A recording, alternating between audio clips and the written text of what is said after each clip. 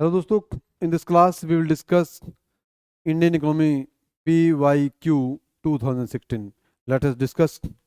First question है, with reference to financial stability and development council consider the following statements.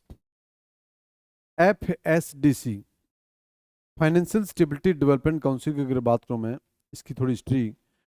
2008 में 2008 में जब America में सब प्राइम क्राइसिस आया, मंदी आई अमेरिका में 2008 में, जब लहमन ब्रदर्स जैसे बैंक अमेरिका में फेल हो गई, ऐसा फाइनेंशियल क्राइसिस इंडिया में ना आए, इसलिए एट द टाइम 2008 में रघु राम राजन की अध्यक्षता में एक कमेटी बनाई गई और उसके 2 साल बाद Pranab Mukherjee who was finance minister eight the time 2010 में, प्रणब मुखर्जी के टाइम 2010 में 2010 में प्रणब मुखर्जी के टाइम क्या वक्त FSDC का गठन हो गया. FSDC और FSDC का मेन जो हेड होता है वो सेंट्रल फाइनेंस मिनिस्टर होता है. जैसे आजकल निर्मला सीतारमण फाइनेंस मिनिस्टर, वो उसकी हेड है. मेन मोटिव क्या है FSDC का? FSDC का जो मेन मोटिव है, इसका मेन मोटिव है FSDC का, देश में डिफरेंट जो फाइनेंशियल मैटर हैं, जैसे पावर्टी है, अनएम्प्लॉयमेंट है, चाहे एक्सपोर्ट है, इंपोर्ट है, फॉरेन एक्सचेंज रिजर्व है, सेविंग है, इन्वेस्टमेंट है, इन सभी पर क्या करना, एक रिपोर्ट प्रिपेयर करना, मतलब एक प्रिकॉशन लेना कि इकोनॉमी पर इंटरनल एक्सटर्नल कोई प्रभाव ना पड़े. ये है FSDC का काम. इट इज़ पहला है, it is an organ of NITI Aayog. मैंने पहले बताया कि नीति आयोग से कोई संबंध नहीं. नीति आयोग कब बना?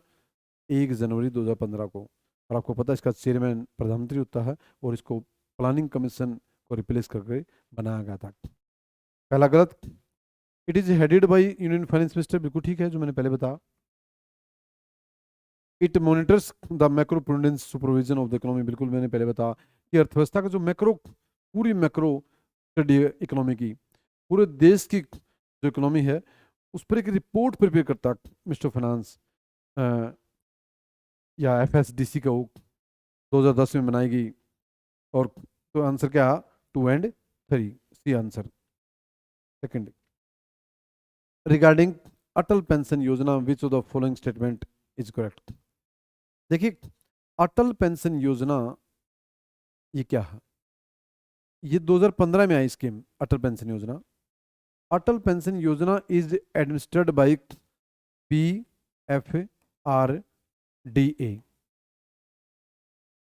Pension fund regulatory development authority. ये 2003 की एक्ट के तहत बनी. 2003 के एक्ट के तहत इसका गठन हुआ और अगले साल 1 जनवरी 2004 को क्या आ गया? NPS, new pension scheme, new pension scheme आ गई. अब क्या हुआ? 2013 में PFRDA एक्ट के तहत क्या बन गई? एक स्टेचुटरी बॉडी बन गई. एक स्टेचुटरी बॉडी बन गई PFRDA. और PFRDA को या अटल पेंशन स्कीम को मैं, तो ये मिनिस्टर ऑफ फाइनेंस के अधीन काम करती है. अब बात करते हैं अटल पेंशन योजना क्या है. जैसे पहले मैं बता कि 2015 में स्कीम आई. इसमें क्या एलिजिबिलिटी होती है? 18 से लेकर 40 तक इसमें एज होती है. 18 to 14, मिनिमम 18, मैक्सिमम 40. 18 से 40 तक कोई व्यक्ति इस स्कीम का बेनिफिट ले सकता है, इसको सब्सक्राइब कर सकता है. जब किसी व्यक्ति की एज इसको सब्सक्राइब करने के बाद 60 साल हो जाती है तो वो क्या लेगा? आफ्टर दैट एक पेंशन लेगा. इसमें पेंशन क्या है? 1,000 से 5,000 के बीच में, जैसा उसने प्रीमियम दिया उसके हिसाब से उसकी पेंशन होगी.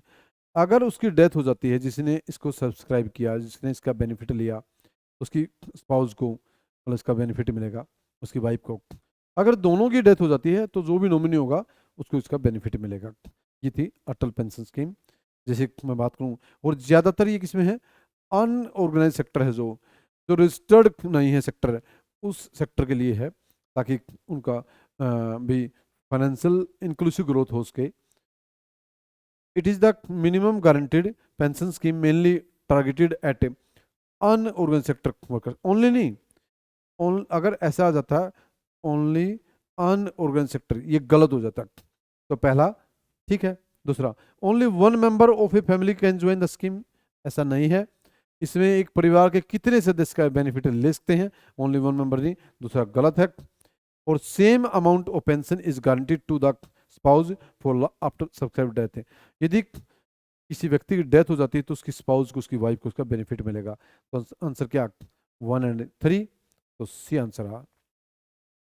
Third question, with reference to stand up India scheme which of the following statement is are correct.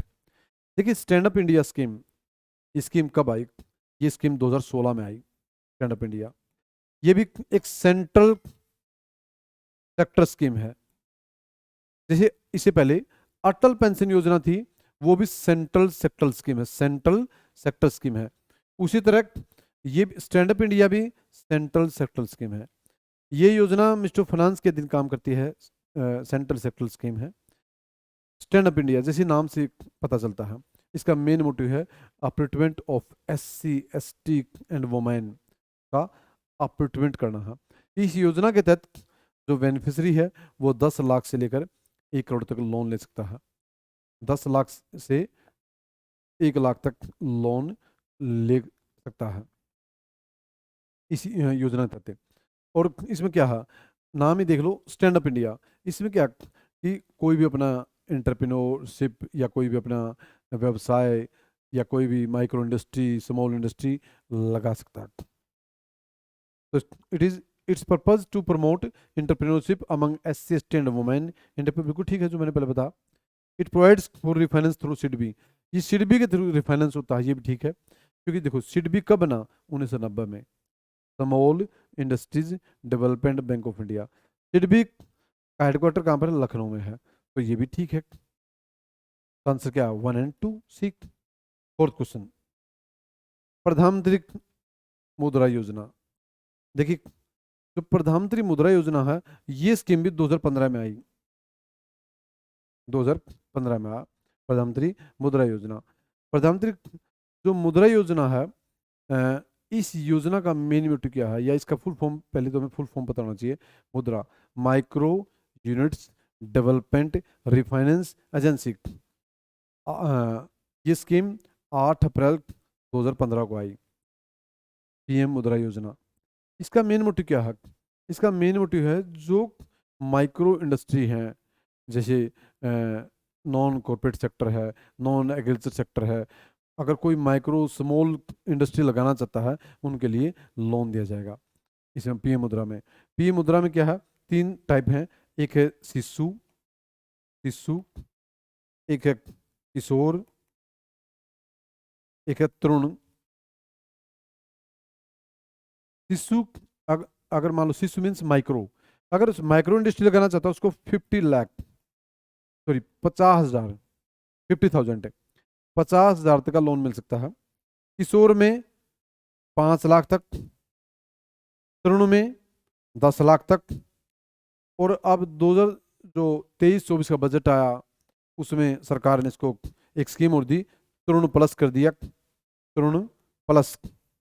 उसमें क्या है, 20 लाख तक लोन ले सकता है, 20 लाख तक लोन ले सकता है। अब हम देखते हैं, bringing the small entrepreneurship informal financial system,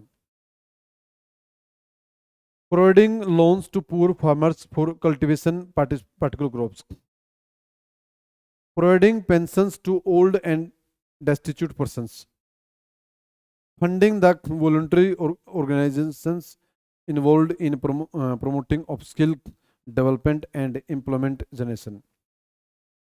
देखिए इसका मेन मोटिव क्या है, ब्रिंगिंग द स्मॉल एंटरप्रेन्योर, मैंने पहले बताया जो स्मॉल एंटरप्रेन्योर है उनके लिए स्कीम है, स्मॉल जो एंटरप्रेन्योर है उनके लिए स्कीम है। इनफॉर्मल फाइनेंशियल सिस्टम, जो मैंने कहा कि इसमें न तो फार्म रहते, न इसमें कोई कॉर्पोरेट पर्सन आता, जो भी छोटे जैसे मान लो एंटरप्रेन्योर है, वो जो ज़्यादातर इनफॉर्मल सेक्टर में काम कर रहे हैं उनको फाइनेंस किया जाएगा। ये था प्रधानमंत्री मुद्रा योजना। तो आंसर क्या है? आप नाम ही देख लो, bringing the small entrepreneur informal financial system. Next है, which of the following is purpose of Uday scheme of the government. Uday scheme, ये स्कीम जो उदय स्कीम है ये भी 2015 में आई, 2015 में आई। ये किससे रिलेटेड उदय? ये मिनिस्ट्री ऑफ पावर के दिन है, ये स्कीम मिनिस्ट्री ऑफ पावर के दिन है। इसके ये स्कीम क्या है?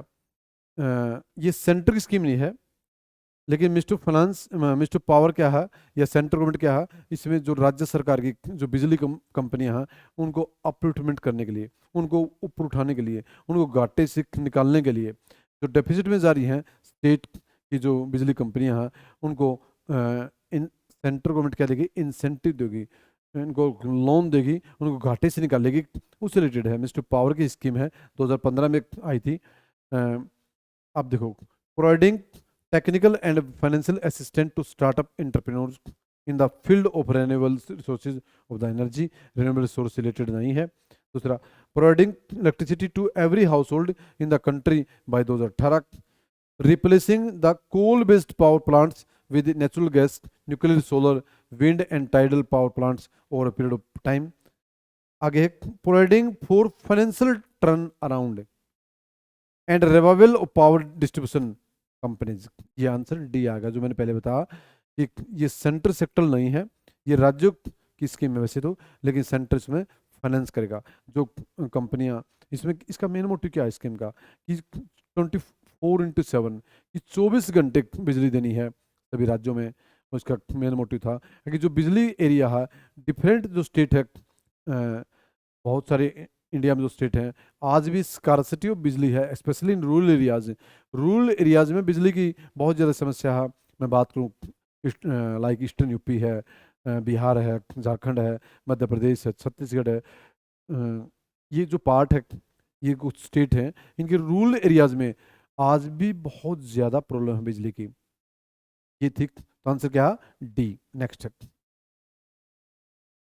What is are the purposes of the district mineral foundations in India. ये भी राज्यों की स्कीम है, ये स्कीम भी 2015 में आई थी। डिस्ट्रिक्ट मिनरल फाउंडेशन इंडिया कहता है, पहला कहता है promoting mineral exploration activities in mineral rich district. ऐसा नहीं है, ये गलत है। Promoting the interest of the persons affected by the mining operations, ये ठीक है। क्या कह रहा है? Promoting the interest of the persons affected by the mining operations. आगे उन एरियाज में, ये उन एरिया की बात है जहां पर कहता है interest of the persons affected by the mining, जहां पर माइनिंग एक्टिविटीज बहुत ज्यादा हो रही हैं और वहां पर जो पर्सन अफेक्ट हो रहे हैं उनकी बात है। Authorising state government to issue licence for mineral exploration, ऐसा नहीं है, ये गलत है ये भी। तो उसका आंसर क्या? डिस्ट्रिक्ट मिनरल फाउंडेशन स्कीम का, ये भी 2015 में आई थी ये स्कीम। तो इसका आंसर क्या है? B only, B only 2। Next,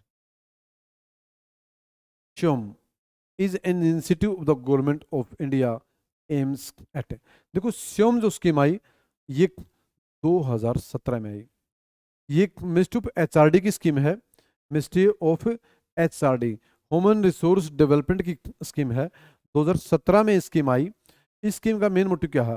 कहता है कि जो 9 to 12 जो स्कूल हैं उनमें फ्री में ऑनलाइन एजुकेशन प्रोवाइड करवाना, qualitative online education, not only up to 9 to 12 but also undergraduate और पोस्ट ग्रेजुएट लेवल पर भी डिजिटल क्वालिटेटिव एजुकेशन प्रोवाइड करवाना, इसका मेन मोटिव है।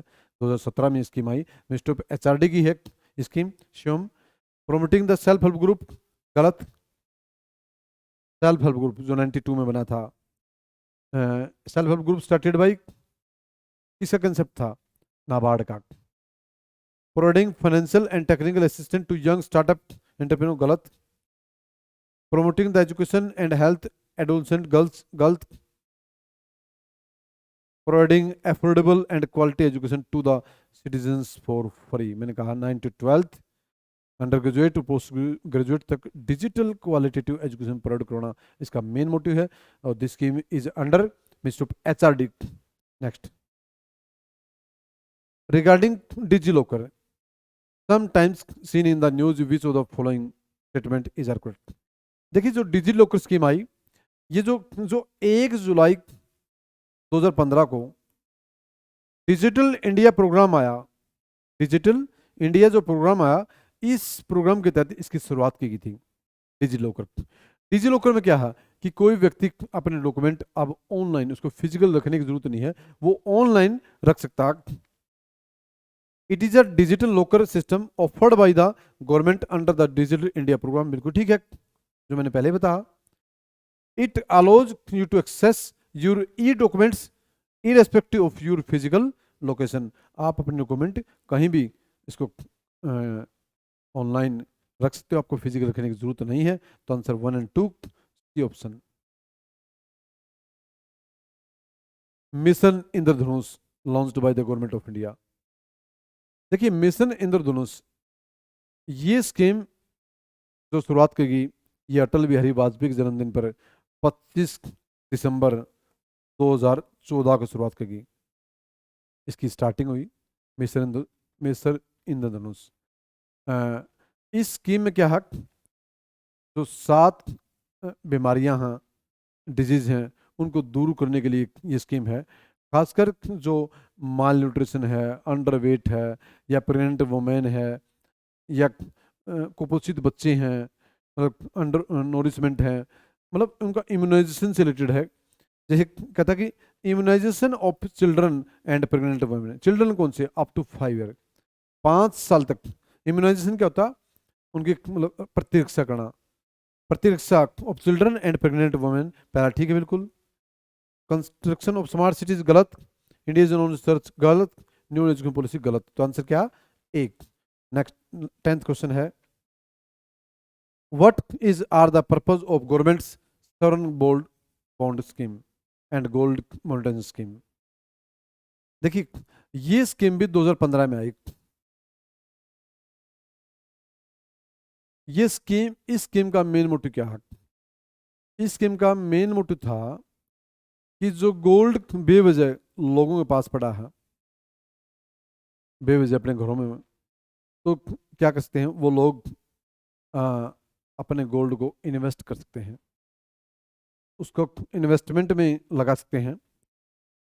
रीज़न क्या था कि हम बहुत ज़्यादा गोल्ड बाहर से इंपोर्ट करते थे. तो भारत सरकार ने एक स्कीम चलाई कि हम विदेशों पर बहुत ज़्यादा पैसा, हमारा जो फॉरेन एक्सचेंज रिजर्व है वो कम हो जाता है due to import of gold.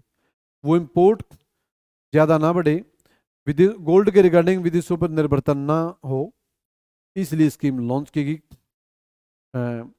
तो देखो 2 चीज़ें हैं. ये स्कीम भी कब आई? 2015 में आई. कहता है कि सॉवरेन गोल्ड बॉन्ड स्कीम, कि आप क्या है, सॉवरेन बोर्ड जो सॉवरेन गोल्ड बॉन्ड स्कीम है, ये scheme implemented by RBI on the behalf of central government. RBI ने लॉन्च करी सेंट्रल गवर्नमेंट के बिहाफ पर. एक प्रकार क्या है, सॉवरेन गोल्ड बॉन्ड स्कीम क्या है? एक गवर्नमेंट सिक्योरिटी है, एक क्या है, गवर्नमेंट सिक्योरिटी है. इसमें मैक्सिमम 8 साल का वो है, आप इन्वेस्ट कर सकते हो. शुरू में इसमें जो इंटरेस्ट था 2.75 था, 2.75 पर एनुअल. बाद में इसको रिड्यूस करके 2.5 कर दिया, 2.5% इंटरेस्ट कर दिया. और मैक्सिमम जो इसमें वो था टर्न थी, लिमिट थी मैक्सिमम इन्वेस्टमेंट की, वो 8 साल थी. अगर आप 8 साल से पहले मान लो जो आपने बॉन्ड खरीदे, इसके इन्वेस्टमेंट किया आपने, तो अगर आप इसको पहले ही मान लो इसको स्कीम को ओपन करना चाहते हो, या अपनी स्कीम को तोड़ना चाहते हो, मतलब या अपना जो इन्वेस्टमेंट किया है उसको निकलवाना चाहते हो, तो आपको कुछ फाइनेंशियल पनिशमेंट भी लगता था, उसको थोड़ा इंटरेस्ट भी कम हो जाता था. अब देखो, to bring the idle gold lying with the Indian households into the economy, मैंने पहले बताया, टू ब्रिंग द आइडल, जो गोल्ड पड़ा है भारतीय लोगों के पास घरों में, उसको क्या करना, इकोनॉमी में लाना था, इकोनॉमी में लाना था, बिल्कुल ठीक है पहला। To promote FDI in the gold and jewellery sector, ये गलत है, ऐसा कुछ नहीं था कि एफडीआई प्रमोट करना गोल्ड और ज्वेलरी में। हम जो ज्वेलरी है, जम्स एंड ज्वेलरी है, हम उसका पहले ही बहुत अच्छा एक्सपोर्ट करते हैं, तो दूसरा गलत है। To reduce India's dependence on gold imports, मैंने पहले बताया था, जो गोल्ड का इम्पोर्ट करते हैं उसको कम करना है, तो 1 और 3 आंसर आ गया C. 11th question, which of the following is are the advantage practice drip irrigation. Drip irrigation, देखिए ड्रिप इरिगेशन क्या है, इससे क्या होगा, एक वेस्टेज ऑफ वाटर है वो कम हो जाएगा। अगर वेस्टेज ऑफ वाटर कम होगा तो इससे वीड भी कम होगा, वीड जो खरपतवार है, वीड कम क्यों होगा, क्योंकि ड्रिप ऑफ इरिगेशन में वहीं पर पानी डाला जाएगा जहां पर पेड़ लगा हुआ है, जहां पर पौधा लगा हुआ है, मतलब इससे क्या होगा, मिसयूज नहीं होगा वाटर का, मतलब टू सेव द वाटर। और ये स्कीम उन राज्यों में है जहाँ पर पानी कमी, लाइक राजस्थान है, लाइक साउथ हरियाणा है, उन एरियाज में ये स्कीम खासकर लागू है। और डेवलप कंट्री की अगर बात करूँ, लाइक यूएस की बात करूँ, उन जैसे देशों में भी ड्रिप इरिगेशन बहुत बड़े लेवल पर काम करती है। कहता है रिडक्शन इन द वीड, बिल्कुल ठीक है, इसे वीड है जो वो, क्योंकि इसका पानी वहीं जाएगा जहाँ पर जरूरत है, जहाँ पेड़ लगा हुआ, जहाँ पर पौधा लगा हुआ उसी में जाएगा पानी, इसलिए जहाँ पर जो ओपन एरिया है खाली है वहाँ पर पानी नहीं जाएगा, तो वहाँ पानी नहीं जाएगा तो वहाँ पर वीड नहीं होगी, तो पहला ठीक है। रिडक्शन इन सोइल सैलिनिटी, बल्कि सोइल सैलिनिटी रिडक्शन नहीं होगी, ये गलत है, पहला ठीक है। रिडक्शन इन सोइल इरोजन, क्योंकि पानी का बहाव नहीं होगा तो भूमि कटाव भी नहीं होगा, तो तीसरा ठीक है, तो 1 और 3, तो C option. Next, why does the government of India promote the use of neem coated urea in agriculture. देखिए नीम कोटेड यूरिया 2015 में कंसेप्ट आया है, 2015 में। नीम कोटेड यूरिया क्या है, जो यूरिया है फर्टिलाइजर आपको पता होता है, नाइट्रोजन बढ़ाने के लिए यूज किया जाता है राबी खारिफ क्रॉप में, और 2015 में आया। इसका मेन मोटिव क्या है नीम कोटेड यूरिया का, जो यूरिया है उस पर एक लेप किया जाएगा नीम का, ताकि वो ज़्यादा समय तक खेत में बना रहे, तुरंत वो पिघले ना, इसलिए नीम कोटेड यूरिया कंसेप्ट आया। रिलीज पहला है, release of neem oil in the soil increases nitrogen fixation by the soil microgen, ये गलत है। Neem coated slows down the rate of dissolution of urea in the soil, देखो ये ठीक है, अब नाम ही देख लो, neem coated, neem neem coating slows down, वो धीमा कर देता है neem coating, the rate of dissolution, पिघलने का, of urea in the soil, वो यूरिया बहुत आराम आराम से पिघलता है, तो इसका मेन मोटिव यही है, ये तो बी आंसर है। Nitroxide which is green house gas is not all, ये तो है ही नहीं, और it is a combination of weedicide and fertiliser, ये भी गलत है, तो आंसर क्या, बी आंसर है। Next, with reference to PM Fasal Yojana, प्रधानमंत्री फसल बीमा योजना, प्रधानमंत्री फसल बीमा योजना, ये स्कीम 2018 फरवरी 2016 को आई, 18 फरवरी 2016 को मिनिस्ट्री ऑफ एग्रीकल्चर की अधीन ये स्कीम आती है। इसमें क्या है, प्रधानमंत्री फसल बीमा योजना में अगर कोई भी किसान मान लो उसने इसका बेनिफिट ले लिया और उसकी crop due to hailstorm, flood, famine या और कोई एनी रीजन के कारण खराब होगी, तो उसको क्या है, एक कंपेंसेशन से मिलेगा।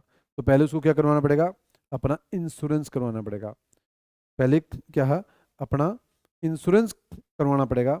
और ये क्या है, एक सिंगल, क्योंकि जो प्रधानमंत्री फसल बीमा योजना आई 2016 में, ये 2 इंश्योरेंस कंपनी थी, एक वेदर क्रॉप इंश्योरेंस और एक थी नेशनल इंश्योरेंस कंपनी, इन दोनों को मर्ज करके एक इंश्योरेंस कंपनी बनाएगी 2016 में, प्रधानमंत्री फसल बीमा योजना। इसमें क्या है, राबी, खारिफ और जायद, राबी, खारिफ और जायद, तीन तरह क्रॉप्स होती हैं। राबी के लिए 1.5%, खारिफ के लिए 2, और सॉरी, हॉर्टिकल्चर, हॉर्टिकल्चर के लिए या कॉमर्शियल क्रॉप कहीं, हॉर्टिकल्चर या कॉमर्शियल के लिए 5% प्रीमियम देना पड़ेगा एक किसान को। राबी के लिए 1.5%, खारिफ के लिए 2%, और हॉर्टिकल्चर के लिए 5% प्रीमियम देना पड़ेगा। अब देखो, under this scheme farmers will have to pay a uniform premium of 2% for any crop they cultivate in any season of the year. देखो ये गलत हो गया, क्योंकि मैंने बताया था राबी के लिए 1.5, ये कह रहा है कि हर क्रॉप के लिए केवल 2% देना पड़ेगा, नहीं। हॉर्टिकल्चर के लिए, हॉर्टिकल्चर के लिए 5, राबी के लिए 1.5, खारिफ के लिए 2%, और हॉर्टिकल्चर के लिए 5%। तो पहला गलत हो गया। This scheme covers post harvest losses arising out of cyclones and unseasonal rains. बिल्कुल, फ्लड आ गया, कुछ भी आ गया, हेलस्टॉर्म गिर गया, फेमाइन आ गया, पोस्ट हार्वेस्टिंग, अगर वो फसल खराब होगी तो उसको कंपेंसेशन मिलेगा। तो आंसर क्या है? 2। तो इसमें है B answer, only 2। Next, recently India's first national investment and manufacturing zone was propose to be set up. देखिए, एक है नेशनल इन्वेस्टमेंट मैन्युफैक्चरिंग जोन, ये 2011 बनी थी, नेम्स बोलते हैं NIMZ, national investment manufacturing zone. इसका मेन मोटिव क्या है? To increase the share of manufacturing in Indian GDP. Indian GDP में मैन्युफैक्चरिंग का जो रोल है वो बढ़ाना है, क्योंकि आपको पता है कि हमारे देश में सबसे ज़्यादा जो रोल है जीडीपी में वो सर्विस सेक्टर का, उसके बाद मैन्युफैक्चरिंग का, उसके बाद सर्विस सेक्टर का। और जब हमारा देश इंडिपेंडेंट हुआ था उस टाइम सबसे ज़्यादा किस में था? प्राइमरी सेक्टर का ज़्यादा रोल था जीडीपी में। आज प्राइमरी सेक्टर का कम है, सबसे ज़्यादा सर्विस सेक्टर का है। मैन्युफैक्चरिंग हब जैसी कुछ कंट्री हैं, लाइक मैन्युफैक्चरिंग कंट्री की अगर बात करूँ मैं, जापान है, जर्मनी जैसे देश हैं, वहाँ मैन्युफैक्चरिंग हब है। और इंडिया में मैन्युफैक्चरिंग की आज भी बहुत ज़्यादा कमी है। तो इस योजना का जो मेन मोटिव है मैन्युफैक्चरिंग सेक्टर को प्रमोट करना है। तो कहते हैं रिसेंटली जो फर्स्ट जो नेम बना था, ये स्कीम कब आई थी? 2011 में आई थी। और जो पहला named national investment manufacturing zone बना था वो आंध्र प्रदेश में बना था। तो ये आंसर ए। नेक्स्ट है, with reference to pre packaged items in India it is mandatory to the manufacturer to put which of the following information on the main label as per the food safety and standard packaging and labeling। देखिए, regulation 2011, food safety standard authority of India FSSAI act 2006, और उसमें का भाई 2008 में I food safety standard authority of India act 6 force में आई 2008। और ministry of health and family welfare, ministry of health and family welfare के अधीन FSSAI काम करी है। ये क्या करती है? क्योंकि 2006 का जो एक्ट था ये फूड स्टैंडर्ड एक्ट था, food safety and standard act 2006 के तहत ये बनी थी। Food safety and standard act 2006 के तहत इसका गठन हुआ। 2008 में इसने काम करना शुरू कर दिया। 6 में एक्ट आया था। मिनिस्ट्री ऑफ हेल्थ के अधीन ये काम कर रही है। ये क्या करती है? ये फूड सेफ्टी, जो हमारा फूड है उसकी सेफ्टी के नॉर्म्स देखती है। जैसे बात करूं, कहते हैं list of ingredients and additives. देखो ठीक है, जो भी हम खाते हैं कोई भी चीज़, मान लो कोई भी लेज है या कोई भी चीज़ है, कोई रियल जूस है, कुछ भी है, तो उस पर इंग्रेडिएंट्स लिखा होता है इसमें क्या क्या चीज़ है। बिल्कुल ठीक है। कहते हैं न्यूट्रिशन इन्फॉर्मेशन भी होती है, बिल्कुल दूसरा भी ठीक है, उस पर न्यूट्रिशन इन्फॉर्मेशन होती है। कहता है recommendation if any made by the medical profession about the possibility of any allergic reactions. ऐसा नहीं होता, इसका गलत है। वेजिटेरियन एंड उस पर लिखा होता है ये वेजिटेरियन है या नॉन वेजिटेरियन है, तो फोर्थ भी ठीक है। तो 1 2 4, तो सी ऑप्शन आ गया। Next, which of the following best describe the term import करो cover sometimes seen in the news. Import करो क्या कवर क्या होता है? देखिए, हर देश के पास अ, एक फॉरेन एक्सचेंज रिजर्व होता है। फॉरेन एक्सचेंज रिजर्व जैसे किसी भी देश के सेंट्रल बैंक के पास होता है। सबसे ज़्यादा जो फॉरेन एक्सचेंज रिजर्व है दुनिया में वो चाइना के पास है। और हमारे पास अब जो फॉरेन एक्सचेंज रिजर्व है वो 692-93 बिलियन डॉलर के आसपास है। 1991 में 1991 में हमारे पास जो फॉरेन एक्सचेंज रिजर्व था, आपको पता है, लगभग 7 डेज का था। और कोई भी देश, जैसे हम क्रूड ऑयल है, सबसे ज़्यादा जो आज के टाइम में हम खर्च करें हैं क्रूड ऑयल के इंपोर्ट पर खर्च करें हैं। बाहर से हम क्रूड ऑयल मंगवाते हैं, तो रसिया की बात करूँ, मैं सऊदी अरब की बात करूँ, यूएई की बात करूँ, यूएसए की बात करूँ, वहाँ से हम क्या है क्रूड ऑयल इंपोर्ट कर रहे हैं।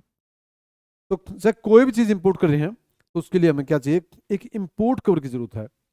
जो हमें लाइक जो चीज़ बहुत ज़्यादा एसेंशियल हैं, जिनके बिना हमारा काम नहीं चल सकता। जैसे मैंने एग्जांपल दिया crude oil, not only crude oil but also बहुत ज़्यादा गुड्स हम चाइना से भी आज इंपोर्ट कर रहे हैं। तो उससे रिलेटेड है एक एक कवर रखना पड़ता है। जितना हमारा भंडार है, तो अ, हर देश अपना अपना जो जैसे एक्सपोर्ट इंपोर्ट किस मिनिस्टर के दिन आता है, मिनिस्टर कॉमर्स के दिन आता है, तो अपना अपना एक कवर रखकर चलता है कि मैंने एक महीने में मतलब कितना इंपोर्ट करना है, क्या मेरे पास इतना फाइनेंस है कि नहीं, उससे रिलेटेड है ये। It is the ratio of value of imports to the GDP of a country, ये गलत है। It is the total value of imports of a country in year, ये भी गलत है। It is the ratio between the value of exports and that of imports between two countries, ये भी गलत है। कहता है it is the number of months, कितने महीने ऑफ इंपोर्ट्स, इंपोर्ट के कितने महीने, that could be paid for by a countries international. अब किसी देश के पास कितना भंडार है फॉरेन एक्सचेंज रिजर्व का, और हम उसे कितने महीने तक इंपोर्ट कर सकते हैं, कितना इंपोर्ट कर सकते हैं। तो आंसर क्या है? डी। नेक्स्ट है global financial stability report is prepared by, ये बिल्कुल ठीक है। ये बहुत सिंपल है कि फाइनेंशियल स्टेबिलिटी रिपोर्ट जो होती है वो IMF की होती है, इंटरनेशनल मॉनेटरी फंड की रिपोर्ट होती है। IMF है इंटरनेशनल मॉनेटरी फंड, ये है। ECB external commercial borrowing, IMF IBRD world bank है। IBRD क्या है? World bank. जो OECD organisation for economic cooperation and development है, OECD। और IMF इंटरनेशनल मॉनेटरी फंड। तो ये तो बिल्कुल सिंपल है। नेक्स्ट क्वेश्चन है which of the following is are included in the capital budget of government of India. देखिए, जो गवर्नमेंट ऑफ इंडिया बजट होता है, there are two parts of budget. एक होता है रेवेन्यू बजट, रेवेन्यू बजट, एक होता है कैपिटल बजट, एक है कैपिटल बजट। रेवेन्यू बजट और दूसरा क्या है? Capital budget.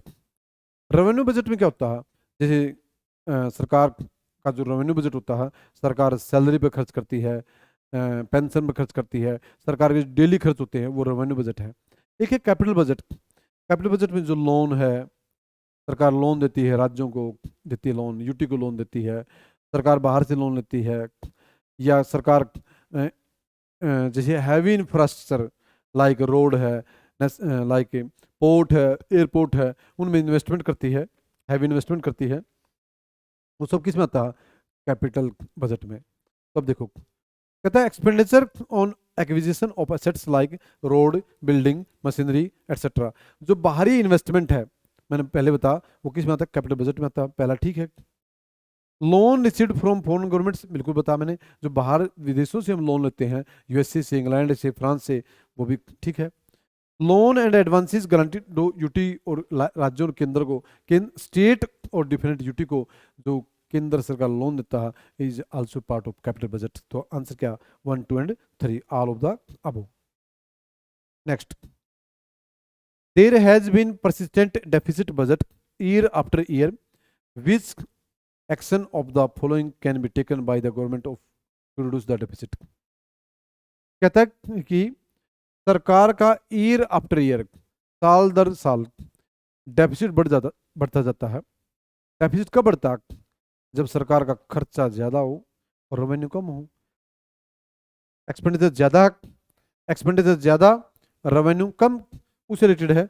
तो कहता है उस डेफिसिट को कम करने के लिए सरकार को क्या क्या स्टेप लेने चाहिए। पहला है रिड्यूसिंग रेवेन्यू एक्सपेंडिचर। बिल्कुल, जब सरकार एक्सपेंडिचर कम कर देगी, सैलरी पर, पेंशन पर, डेली खर्च पर, जो सरकार जो अपना खर्च कम कर देगी, रेवेन्यू एक्सपेंडिचर, जैसे लाइक सब्सिडी है वो उसको कम कर देगी, डिफेंस पे एक्सपेंडिचर है उसको कम कर देगी, तो इससे क्या होगा? रेवेन्यू एक्सपेंडिचर कम हो जाएगा। पहला ठीक है, इंट्रोड्यूसिंग न्यू वेलफेयर स्कीम्स, इससे तो क्या होगा? डेफिसिट और बढ़ेगा। जब सरकार वेलफेयर स्कीम ज्यादा निकालेगी तो सरकार का ज्यादा खर्च होगा, तो दूसरा गलत है। रैशनलाइजेशन सब्सिडीज, जो सब्सिडीज सरकार दे रही है, इससे सरकार पर बेवजह सरकार का बर्डन होता है, आपको पता है। क्योंकि नॉन प्लान एक्सपेंडिचर पार्ट होता है सब्सिडी, नॉन प्लान एक्सपेंडिचर। अगर उसको रेशनलाइज किया जाए, मतलब रेशनलाइजिंग का मतलब उन लोगों तक सब्सिडी पहुंचे जो वास्तव में उसके हकदार हैं, तो तीसरा भी ठीक है। Reducing import duty, import duty का कोई संबंध है नहीं, तो फोर्थ गलत है। तो आंसर 1 और 3, तो सी आंसर। नेक्स्ट है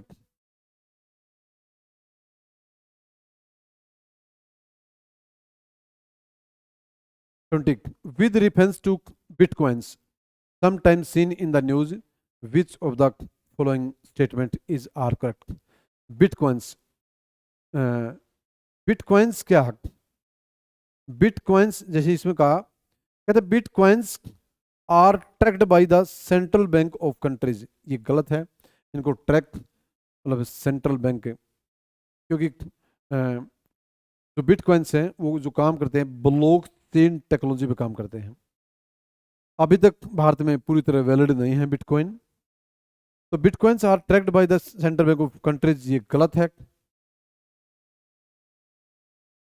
उसके बाद कह रहा anyone with a bitcoin address can send and receive bitcoins from anyone else with a bitcoin address, बिल्कुल ठीक है। ये ऑनलाइन पेमेंट, ठीक है, online payments can be sent without either side knowing the identity of the other, बिना किसी की identity के बिना हम क्या है ऑनलाइन पेमेंट कर सकते हैं, ये भी ठीक है। तो आंसर है 2 and 3, 2 and 3, D 2 and 3। Next है the term base erosion and profit shifting is sometimes seen in the news in the context of, in the context of, ये किस रिलेटेड है?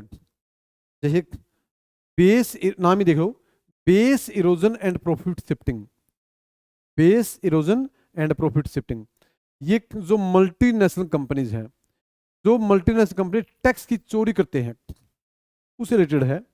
मल्टीनेशनल कंपनीज क्या होती हैं? Are those company which are working in two और more then 2 country, जो 2 या 2 से अधिक देशों में काम करी है, या एक से अधिक देशों में काम करी हैं, लाइक जैसे गूगल है, फेसबुक है, लाइक रिलायंस है, टाटा है, विप्रो है, इन्फोसिस है, आईबीएम है, ये सब क्या है? मल्टीनेशनल कंपनीज हैं। तो देखो, mining operation by MNCs in resource, बिल्कुल गलत है। Curbing of the tax evasion by MNCs, जो टैक्स की चोरी करती हैं मल्टीनेशनल कंपनी से, उस पर रोक लगाना है, उससे रिलेटेड है। Base erosion and profit shifting, तो आंसर क्या है? बी, इसको पढ़ने की आपको जरूरत नहीं है। नेक्स्ट है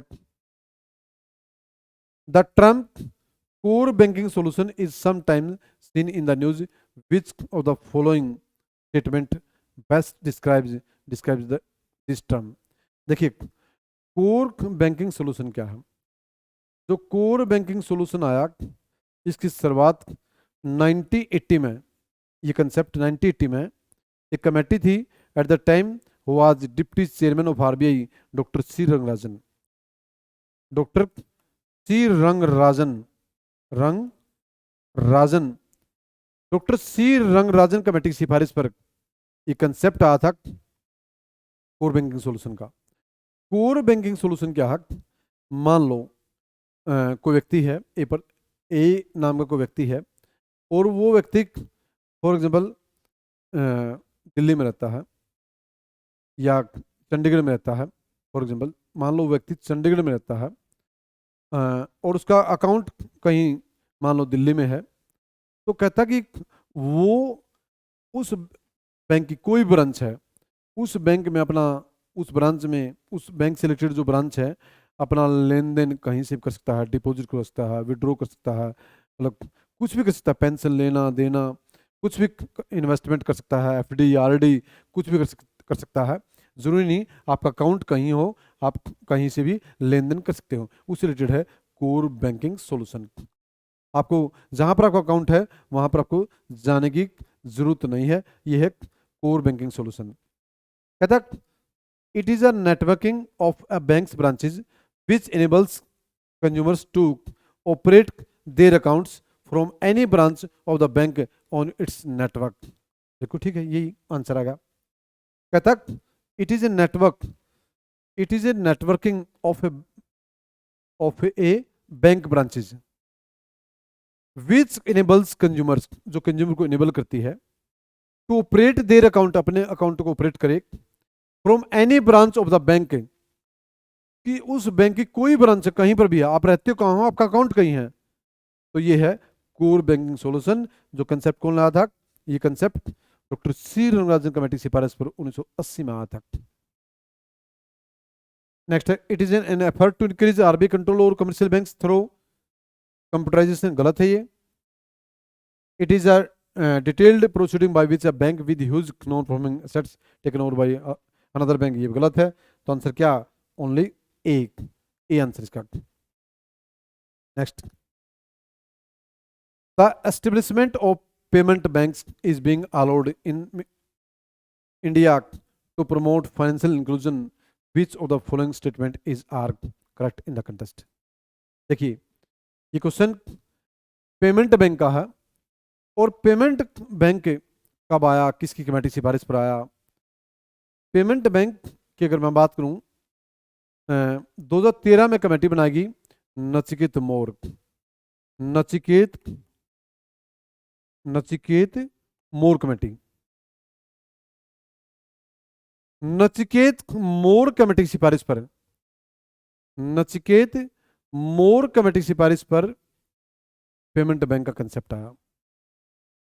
2013 में कमेटी बनाएगी, 14 में इसने आरबीआई को रिपोर्ट दे दी, और 15 में एस्टेब्लिशमेंट ऑफ पेमेंट बैंक।